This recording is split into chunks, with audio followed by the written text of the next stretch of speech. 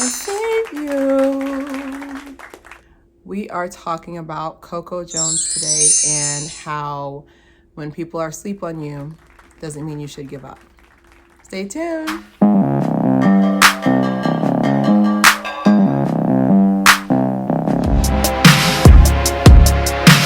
All right, welcome to another episode of Clear Hair. Today we're talking about Coco Jones. I mean, as an artist, I would assume, not me, I can't sing, but as an artist, I would assume how frustrating it is between, the whisper singers and the rappers. I'm only assuming how frustrating it is to truly be a vocalist, someone who has talent and do that. Also, I had a conspiracy theory about Coco Jones. I really thought for a short period of time, I really thought Coco Jones was my daughter from the future and she somehow traveled to the past.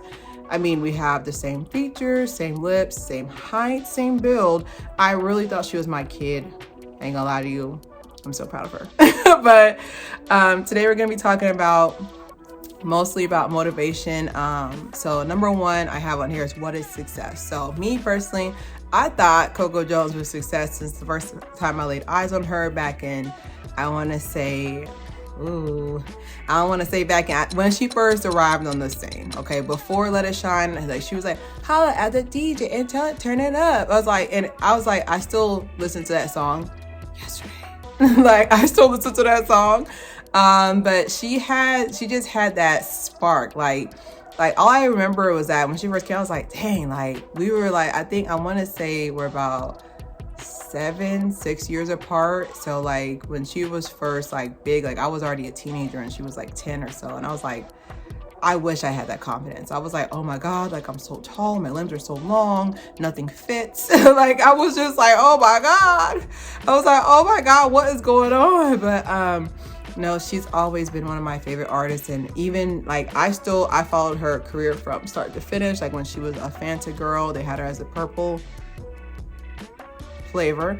And I can feel that was really a time where when she was telling her whole story on YouTube as well, when she was they didn't really know where to put me. I was like, I'm not surprised, because to them they're just like, okay, so all right, y'all, this is a one-time thing. It's kind of when you go out for sushi once and now it's just oh, I bought all these chopsticks, what do I do with them, so that's basically how they kind of treated her. So I truly feel her going on Bel Air was this was a blessing in disguise. Even though she's not the main character, she is part of the main cast, and I feel it was a blessing in disguise, because I was oh my God, now she's everywhere, she's getting awards, she's mingling with the right people, and as a proud older sister, not mom, I don't know yet, I can definitely say she's just her trajectory is so bright. I feel by the time she's my age, I don't know why I said it like that, but I feel by the time she's my age, she's gonna be a household name if she already isn't. But yeah, success to me, I feel success is really dependent on what you deem as successful. Me, successful is the fact that I already know what I'm gonna eat tomorrow. I got the food already to cook. That's successful. So that's why I said I feel it depends on what you deem as successful. That can really make or break your journey as you're going on this journey. I can definitely say the hardest part is that other people have their version of what your life should look like for them to deem you successful. And I think that's the hardest part, because some people are just so invested in your life because their life's not going very well. So you think successful is me with 3 kids and a picket fence. So me successful is me having my shoes match my shirt. Sorry, I don't take nothing serious. But seriously, they really will sit there and try to see their version of what they deem to you to be successful. I feel we're all successful. Somehow we survived through a whole pandemic, Lalona. Okay, and I feel that's success enough for me. Number 2, and it's the main thing, is that talent can be hidden, which is such a relief, because as you guys have seen me, I've definitely had my share of struggles with making it big in YouTube. Even in the cosplay world, I've had my struggles as well. And Coco Jones is just so inspirational, because it's just that I knew she was talented when she was 10. 12, stage presence, holler at the DJ and tell it turn it up. The song is silly and she made me like it. That's how you know your song fire.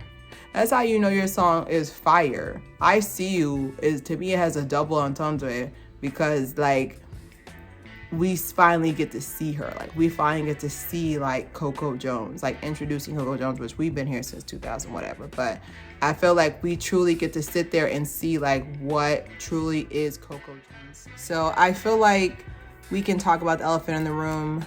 I wasn't adding at anybody, but I do feel like it's very frustrating just as a listener and consumer to know that what's coming on the radio is not what's the best. So I noticed that people don't talk in talent anymore. They talk in followers, they talk in subscribers. And I truly feel like the push towards people who don't have talent immediately in their vicinity of their body, okay? I feel like those people are getting pushed to the top because their followers themselves don't have talent, so it's less intimidating and seen. Because I know y'all not gonna cancel me for that, but it's the truth. Because think about it, like why would I want to promote somebody who actually has talent if me, myself, I don't want to see anybody do better than me? Like I truly feel like certain people get pushed to the top because I still feel like certain people do get pushed to the top because of the fact that they like to make fun of them. Like people don't understand, like you have to listen, are people laughing with you or are people laughing at you? Wait for that pause after you tell the joke to see where that's at, you know? So I feel like it's just frustrating to know that like Coco's been working since you know, like she's been working for so long. I want to say a minimum decade to sit there and work at a company. Mine just is synonymous for working at a company for a decade, and then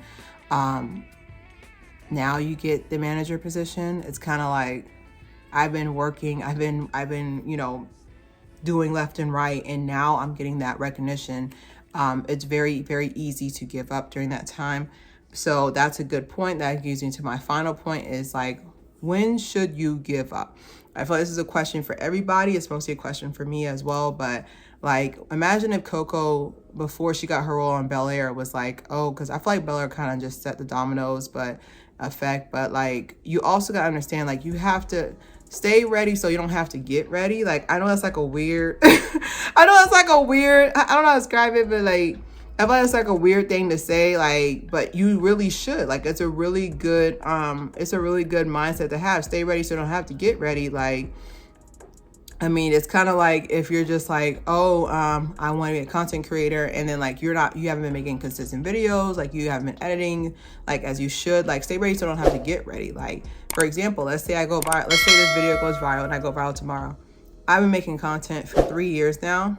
They can binge my page for weeks, if not months, compared to like, I just make one viral video and it's just like, oh, that's all she got. Like, oh, that's it. Like, there's no more else after that. That's why I said, I was like, it truly is stay ready so you don't got to get ready. Like, that's like I would say that's like the best mindset, because of the fact that she already had this talent in place. She already had these EPs. I mean, not to, you know, compare kids, but kind of similar with Glorilla. Like, Glorilla she's already been working since she was 19, you know, doing all of this stuff. Like, stay ready so you don't have to get ready is a very good point. But like, there are some days where I can tell you where I'm just like, I'm tired of waiting. Like, I've been doing this 3 years consistently. I've seen people who, no offense to them, but I've seen people who, they don't put no effort in their videos. Nothing's exciting. They don't put any like pictures or anything. They're just sitting there just staring at you.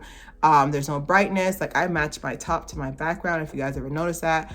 But like, there's no extra elbow grease. It's just they're just throwing content out, and that's it. And these are the people who not even have like 100,000 subscribers. They have millions and millions of subscribers. And here I am beefing with the count over 50 views. I'm here losing 100 views a day, but it truly is, like I said, that's why I said I'm gonna do the rant first and I'll do the positive. But it can truly get frustrating, because it's just like, it's not even hard for me to do this stuff. Like, it's frustrating, it's time consuming, but it's not hard for me to make content. Like, I can literally make content every single day for the rest of this month, and I still have time left over. Like, it's easy for me to edit. Now, I've been doing it for so long, but it was not easy. I would say the hardest part is not the editing. I would say the hardest part is knowing that you might be doing this all in vain. Like, Coco Jones was doing, like, you know, performing, going to different shows, like doing different modeling contracts.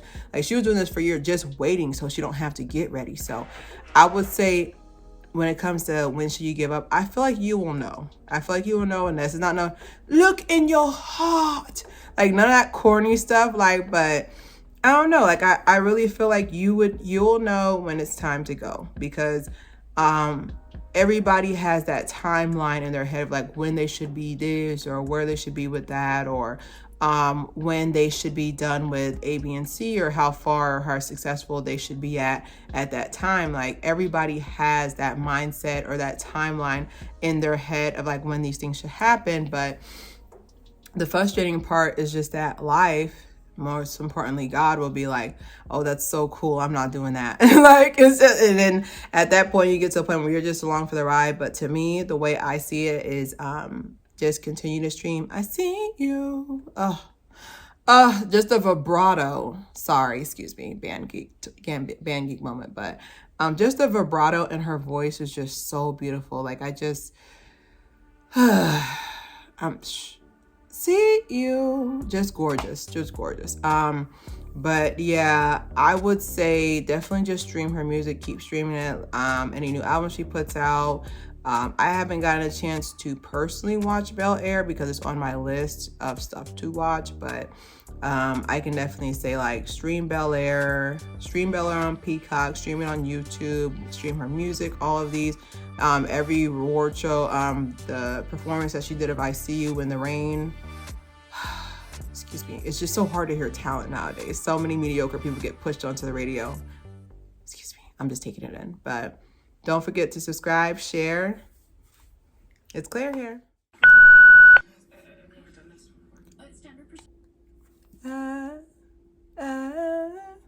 Oops, that was bad.